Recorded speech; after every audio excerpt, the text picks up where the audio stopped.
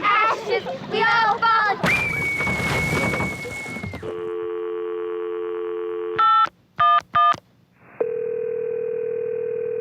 911, what is the problem? ¡Vengan rápido! ¡Auxilio! El piso se rompió. Mi nenita está herida, sangrando. Do you speak English? Inglés no. No. Mi nieta se cayó a través del piso. Vivimos en la calle 9, número 529. I am not getting an address. Are you using a cell phone? What is your address? Addresso. I need addresso. ¿Por qué es adreso? I don't understand. Speak English. Is there someone there that speaks English? Can someone help me here? Does anyone speak Spanish? Mi nieta está herida, sangrando. ¿Me entiende? I'm sorry, no Spanish, English. Call back with... I'm sorry, I don't know what to do. Please call back with someone who speaks English. Since its earliest beginnings, one of America's greatest enduring strengths has been its inclusion and integration of individuals who speak a variety of different languages.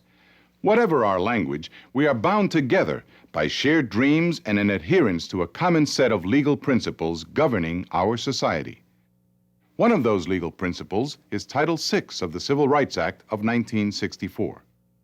No person in the United States shall, on the ground of race, color, or national origin, be excluded from participation in, be denied the benefits of, or be subjected to discrimination under any program or activity receiving federal financial assistance. Let's focus on one part of Title VI, the prohibition against discrimination on the basis of national origin. What is national origin?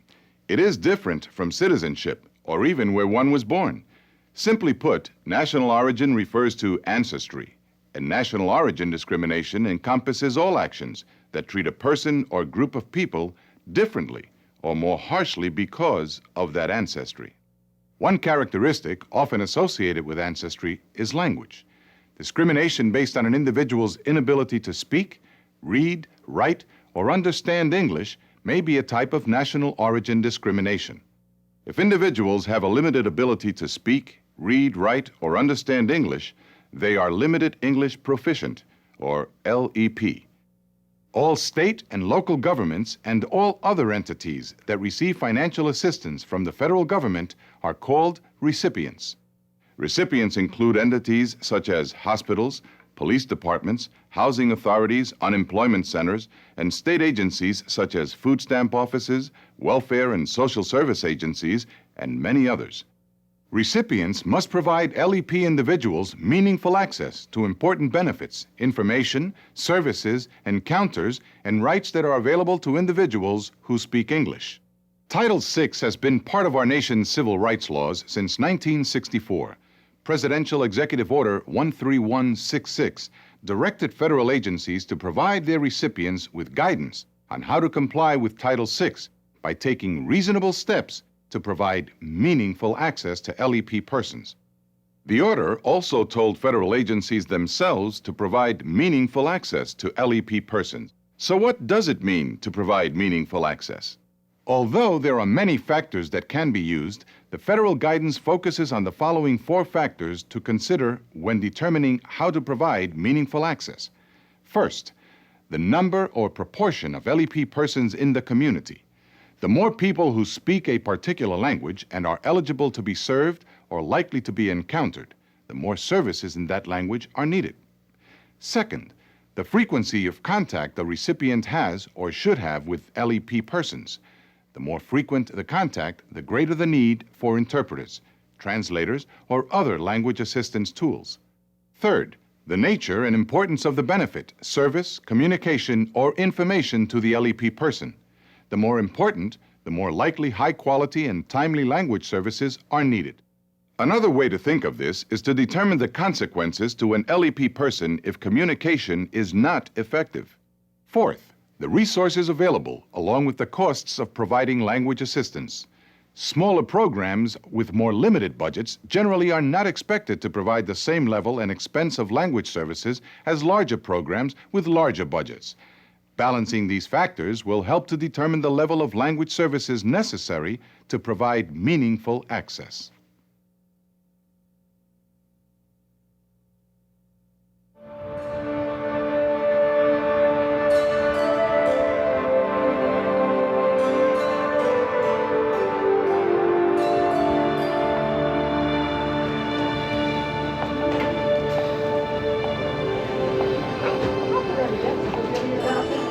Tôi bị đau cổ tay, tôi bị té từ đau cổ tay. Can I help you? Trời đau quá. Do you speak English? English?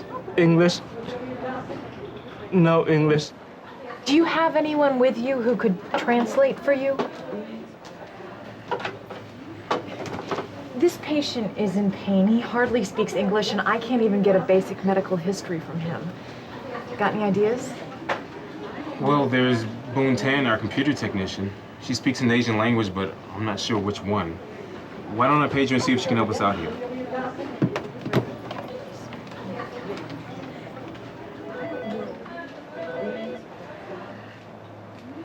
Hello, Boon Tan. We need your help. We have a patient here who speaks an Asian language, but we're not sure which one. What language do you speak? I speak Thai. Can you ask him what language he speaks and what his name is? Alo, cổ tay tôi bị đau quá. สวัสดีค่ะ คุณช่วยอะไรคะ Tôi cần sự giúp đỡ. Càng lúc càng đau thêm. Dạ.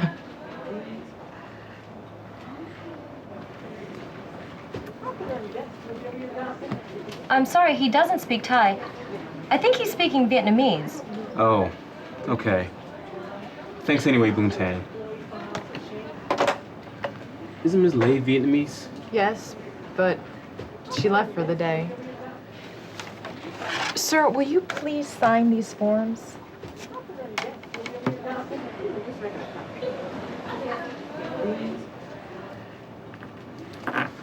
Let's take him on back to get seen.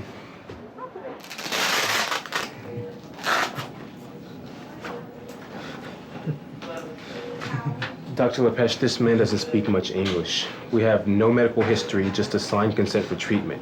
We think he may speak Vietnamese, but the only person we could have used to interpret was Ms. Lay, our receptionist, and she's gone for the day. Đau. Trời đau. Don't worry, sir. We'll take good care of you. We'll get an x-ray to start. An x-ray. Do you have any history of serious diseases or allergies to medication? Do you have any history of serious diseases or allergies to medication? Okay, we'll give you some medication to help with the pain.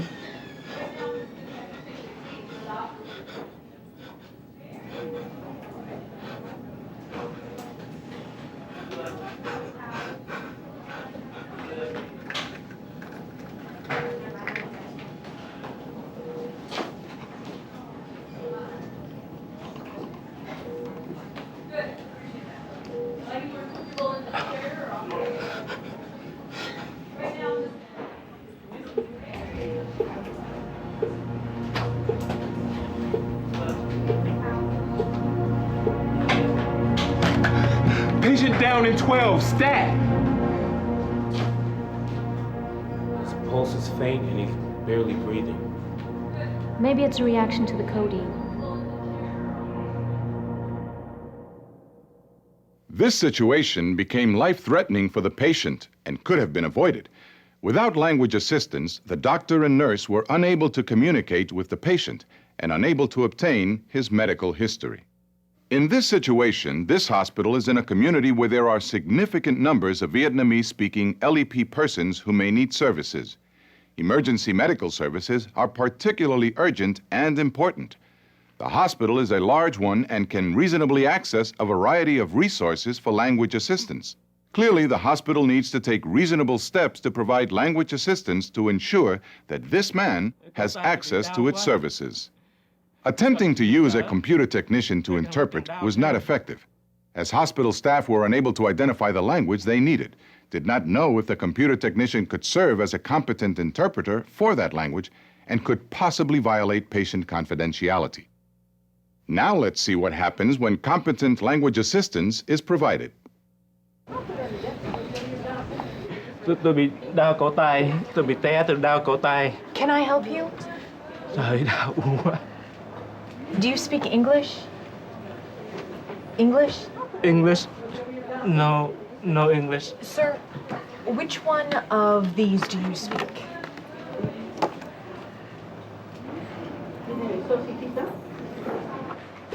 Hi,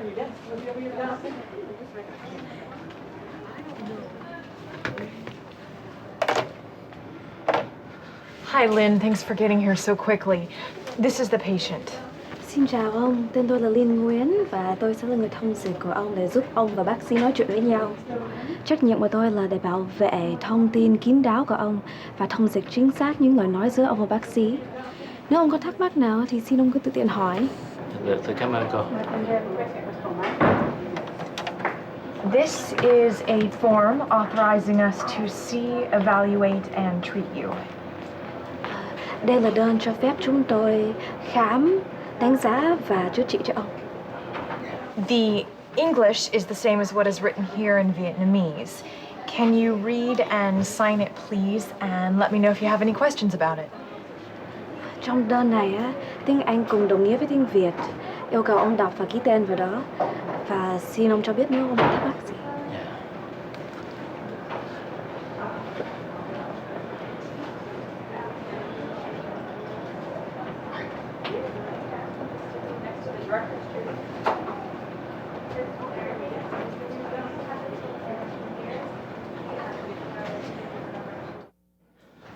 My name is Malik Morgan, and I'm a nurse. What is your name?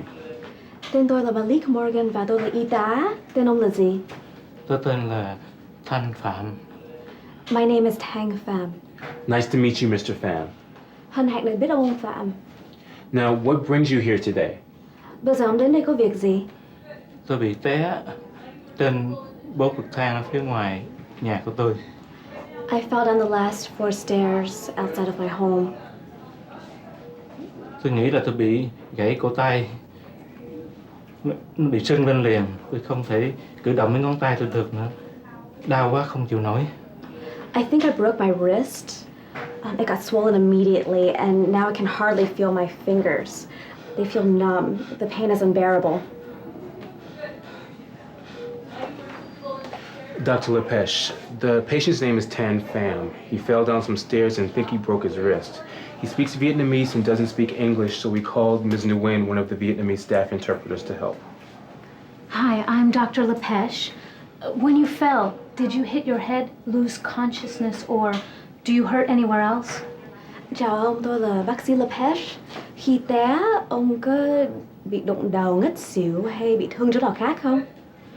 Thưa không, cổ tay tôi bị gãy, mấy ngón tay tôi bị tê hết, tôi không cử động được. Nếu không thì sẽ bị đau thêm. No, my wrist just hurts so much, and I cannot move it or it hurts worse. Okay. Do you have any history of medical problems, or do you take any other medications regularly for any other condition? Ông có tiền sử y tế gì không? Ông có uống thuốc thường xuyên cho bệnh nào khác không? Không, tôi không nghĩ rằng tôi có bệnh ngặt nghèo nào. I don't have any serious diseases that I know of. Do you take any medication for the pain? Vậy tốt, ông có uống thuốc gì để trị đau chưa? Thưa không, tôi không uống thuốc gì hết, tôi đi thẳng tới đây liền. No, I haven't taken anything. I came here right away. Are you allergic to any medication? Ông có bị dị ứng với thuốc nào không?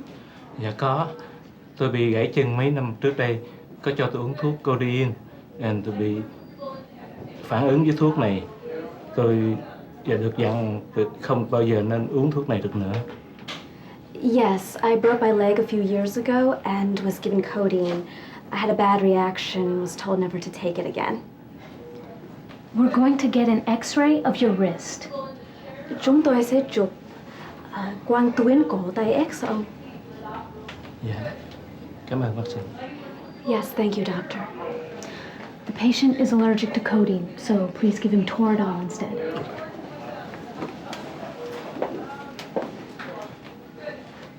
This hospital was able to avoid a life-threatening situation for an LEP patient because it had language assistance services. Let's review what happened. Using a language identification card, the doctor and nurse were able to identify the language spoken by the patient. You can download a sample card at www.lep.gov. Posting notices in commonly encountered languages to inform LEP persons of language assistance will encourage them to identify their language needs. The Social Security Administration has a language identification poster you can use. Then, the hospital used an on-site interpreter to provide meaningful communication with the patient. Given the size of the Vietnamese-speaking LEP population in its service area, the hospital decided that an effective way to provide language assistance is to have Vietnamese interpreters on staff. Hiring qualified bilingual staff or staff interpreters can be among the most economical options when particular languages are encountered often. Other options they could consider include contract interpreters, often effective when there is not a regular need for language assistance. Use of telephone interpreter lines, which can often offer prompt interpreting assistance in numerous different languages, although these services can't convey nonverbal communication. Use of community volunteers, which can be a cost-effective supplemental option, particularly when formal arrangements are made with community-based organizations. Regardless of the type of oral language service used, quality and accuracy of the service is critical. For example, the competency of an interpreter means more than self-identification as bilingual. Interpreter competency includes demonstrated proficiency in and ability to communicate in both English and the other language, knowledge in both languages of specialized terms or concepts, understanding of confidentiality and impartiality rules, as well as the role of an interpreter. In addition, when contract interpreters or community volunteers are used to interpret, it is best to use interpreters who have been trained in the information and services that the program provides. There are additional methods to deliver cost-effective language assistance, using video conferencing interpretation services or other technology, pooling resources and standardizing documents to reduce translation needs, or centralizing interpreter and translator services to increase efficiency and minimize costs and administrative expenses.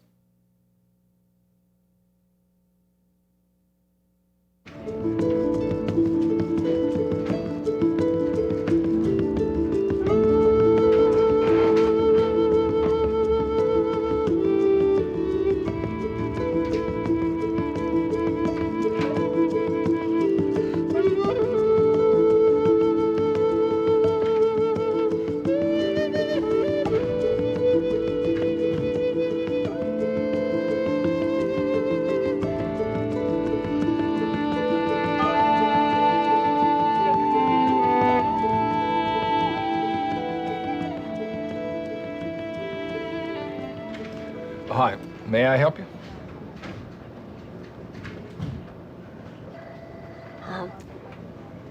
我叫李娇，请问粮食券是在这儿申请了吗？ I'm sorry, I don't know what language you're speaking. Do you speak English? Do you want an application? Oh, no English, Chinese. 我的英文不好，你有没有中文的表格？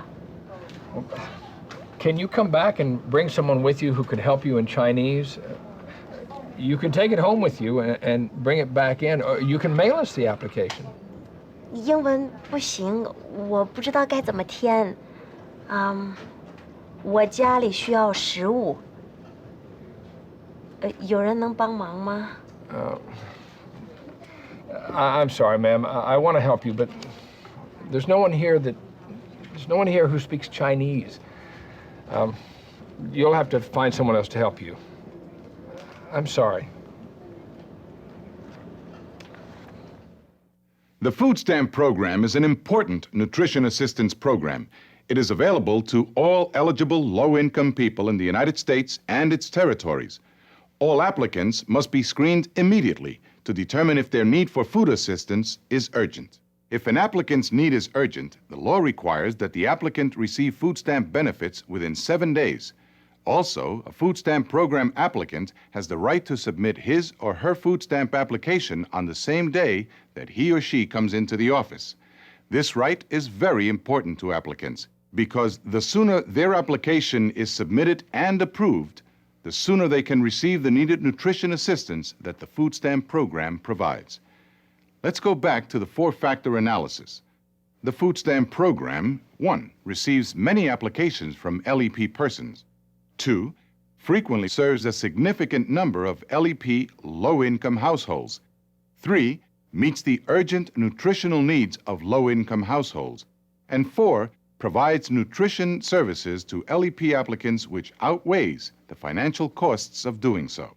In addition, state and local food stamp program offices are required by federal food stamp program regulations to assess the needs of the LEP community and, based on the needs of the most frequently encountered LEP languages, design a plan to respond effectively to those needs. Specifically, the regulations require that if an individual food stamp office serves more than 100 low-income households speaking the same non-English language, then the food stamp office must provide bilingual staff and print materials, including the food stamp application, to address that group's language needs. Because the receptionist could not communicate with the LEP woman, she was then forced to find her own translator and interpreter, and was not provided meaningful access to the food stamp program. Mrs. Lee is now unable to submit the food stamp program application on the day she received it, so the Lee family will experience an unnecessary delay in getting the benefits to which they are entitled. Now let's see how the situation could have been handled better if the food stamp office had a plan for providing services to LEP individuals. Hi, may I help you?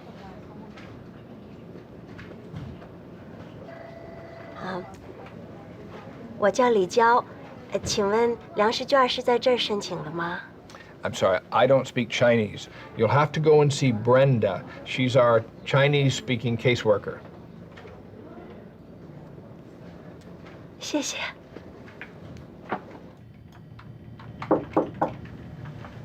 哎，您好，我叫 Brenda， 请问你叫什么名字？有什么事情我可以帮你忙吗？我叫李娇，我想知道粮食券是不是在这儿申请？是啊，李太太，这个呢是中文的粮食券福利申请表，您可以在这里填写，然后呢安排面谈的时间。您也可以填好之后再带回来，或是邮寄给我们。如果您方便的话，您可以现在就填写这些基本的资料，然后我们今天就可以告诉您，您是否能获得这项福利。如果您今天能交回填好的资料，我们就能够尽快的把这份福利交给您。您只要先把这些基本的资料先交给我，其他的问题呢可以以后再回答。谢谢。我会收到中文的资料吗？我看不太懂英文。您会的，从这个办公室寄出来的资料都会是中文。等你面谈的时候呢，我会详细的把整个过程跟您解释。太谢谢你了。This is a proper way to assist LEP food stamp applicants. The staff at the food stamp office knew it had served a large Chinese population. With this information, the food stamp office provided language assistance measures to serve that population. This information allowed the staff to identify Mrs. Lee's language and to direct her to a caseworker fluent in Chinese. The caseworker provided the food stamp application and important information about the food stamp program and LEP services to Mrs. Lee in Chinese. To further accommodate the needs of their LEP clients, offices have also used telephonic language interpretation or agreements with community-based organizations that have bilingual staff.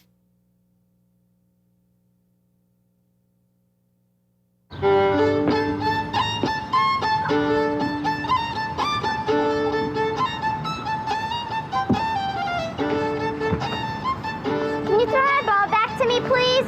Sorry, finders keepers. It's not funny. Give me my ball back. It wasn't a joke. I'm not giving you your ball back. You always boss people around, Stacy. You think people are so scared of you, but I'm not. Now give me my ball back.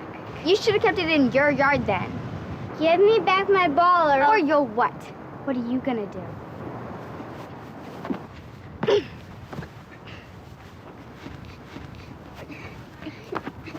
Get off of me. No, stop. Who do you think you are? What gives you the right to push my daughter? How would you like it if I pushed your daughter? I am helping. These girls I do not know. Natalia, say what has happened. She came into our yard and she pushed me. I told her to leave me alone and to keep her ball away from me. But she pushed me anyway. Он на двор уходил. Я говорю, отдай, она не отдает. Я пошла за ним сама, она меня толкнула. Я ее тоже You had better толкнула. speak English. Your daughter owes my daughter an apology. Natalia, apologize to Stacy right now. Не кричите, пожалуйста, на мою дочь. Do not talk to Natalia. Do not talk to Natalia. Вы всегда кричите на нашу семью. Вы ничего сделали плохого. Lady, вы всегда лезете I в don't нашу understand what you're saying. Speak English. I know you can speak it. Natalia, tell her to speak English. Stop yelling at my mother. Leave her alone. Your mother is clearly out of Received a control. call from a neighbor that there's possible assault here. Officers. What seems to be going on? Officers, I am so glad that you are here. This woman is deranged. She tried to assault me and my daughter. Ma'am, this is true? I want you to женщина arrest и ее her. дочь, они пришли в наш участок, и они стали наговаривать на Wait, мою ma'am, дочь. wait. Calm down. А мы ничего такого не I can't сделали. understand you. Please speak English. I'll tell you what happened. This woman and her family, they have been nothing but trouble since they Ma'am. moved into this neighborhood. Please, just tell me what happened today. Well, I came out into the yard and I see her pushing around my daughter. No one touches my daughter but me. I want you to arrest her right now. Is this true? Did you push this woman's little girl? Что за чушь? Я ничего не понимаю. I am sorry. No. Oh, no. Please. Please. Ma'am, did you push her? Did you push this little girl? I told you what happened. Please. No police. No police. Didn't you hear me? I told you what happened. She pushed around my daughter and then she tried to do the same to me. Ma'am, please, calm down. Ma'am, do you speak any English? She speaks English. Oh, believe me, she speaks English. She speaks English real good. That is just an act. She doesn't know much English. Oh. Ask your mother to tell us what happened. And tell your mother that assault is a very serious matter. And that if she did it, we can arrest her and put her in jail. Полицейский говорит, что он тебя арестует и в тюрьму посадит. No. Вы не можете забрать меня от моего ребенка. Вы не можете меня увезти от нее. My mother said she's sorry. Please don't take her away. Yep, ma'am, where do you think you're going? You need to come back with me to the car so we can sort this whole thing out. No. Please. Please, no. No. The police could have handled this situation better. Generally, the use of children to interpret for the officer or the mother is inappropriate. Recipients, such as the police, may not plan to rely on children, friends, family members, or other informal interpreters to provide meaningful access. Relying on these types of informal interpreters raises many concerns. First, there is no way to know whether they are fluent in both languages or if they know the terms used by the particular recipient in both languages. This can cause confusion and serious consequences. Second, they are not trained to interpret, which is a special skill requiring accuracy and completeness. Third, there may be confidentiality issues and concerns. For instance, the LEP person may not be comfortable sharing personal, medical, legal, economic, or other information with a friend or family member. Conflicts of interest can also occur. For example, when a police officer uses a witness or other person involved in a situation as an interpreter. Further, asking the LEP person to provide his or her own interpreter places an added burden on that person. All of these issues are of even greater concern when children are involved. For all of these reasons and more, it's important for recipients to plan ahead and find appropriate ways to communicate with LEP persons. However, in unforeseen emergency situations where no better alternative is available, the temporary use of children or other family members as interpreters may be necessary. Ask your mother to tell us what happened. And tell your mother that assault is a serious offense. And that if she did it, we can arrest her and put her in jail. Wait. We can't ask her to do that. She's just a child. She's too emotionally involved, and she probably isn't even capable of telling her mother what you asked. Yeah, you're right. I forgot. Got any better ideas? Yeah, Ivanov speaks fluent Russian. He's on a beat near here, but I'm not sure if he's working today. See if the station can radio him here. Okay, and if he's not available, I'll ask the station to patch us into the telephonic interpretation system. Wait a minute. What's going on? Aren't you going to arrest her? Ma'am, stay calm. We're handling the situation. As soon as we get someone to interpret in Russian, we'll sort this situation out. Ma'am, I'm going to show you something.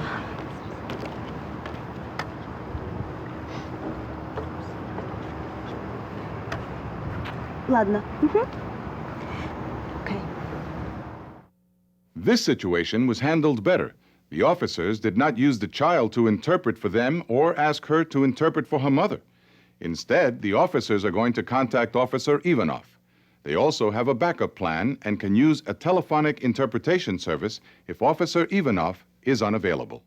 Also, the officer had a note card in Russian that explained the Russian speaker would be provided. The police department has assessed the population it encounters and found ways to communicate more effectively with its LEP population.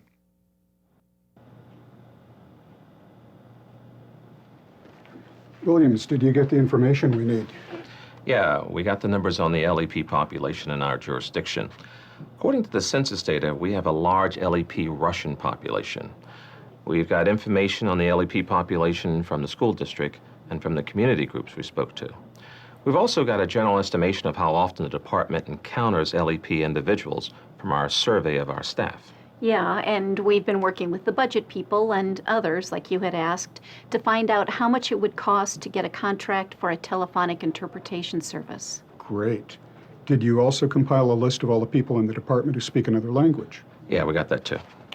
Okay, we may have to review this list more closely to make sure that all the people who say they're bilingual really are competent when it comes to communicating and getting information from LEP people. Yes, sir. I'll take care of that. Okay, this LEP plan we're drafting is a work in progress, but we need to get something out to the folks in the department who come into contact with the public to let them know what procedures to use when they encounter LEP people. Also, we need to train dispatchers and our cops on the street. Make sure we get information out at roll call and that the dispatcher supervisor meets with his folks right away to let them know what the procedures will be. I'll talk to the captain over at the training academy. We can add some training for our current and future recruit classes and then set up some in-service training for everyone else. Okay, you've got your assignments. We'll talk more at the next meeting. Okay. If an LEP individual believes he or she has been unlawfully discriminated against, complaints may be filed with the manager of the program and with the federal agency that provides funds to the program. Recipients must tell people how to file complaints. As a last resort, complaints can be sent to the Department of Justice, which serves as a government clearinghouse for complaints. More information on LEP and Title VI, including how to file complaints, can be found at www.lep.gov. The stories you have seen illustrate some consequences of failure to provide appropriate language assistance. These same stories highlight some examples of cost-effective ways to ensure meaningful access. Each of us must work together to help identify and respond to the language needs of the communities we live in and serve. Working together, we all can ensure that meaningful access means the same thing in every language. 911, what is the problem? ¡Vengan rápido! ¡Auxilio! El piso se rompió. Mi nenita está herida, sangrando. Do you speak English? Inglés no. Por favor, espera una operadora que habla español. Señora, ¿cuál es el problema? Ay, mi nieta está herida, sangrando. El piso del ático se rompió. ¿Puede ver a su nieta ahora? Sí. ¿Dónde está sangrando y está despierta? En el costado, está sangrando en el costado. Está llorando.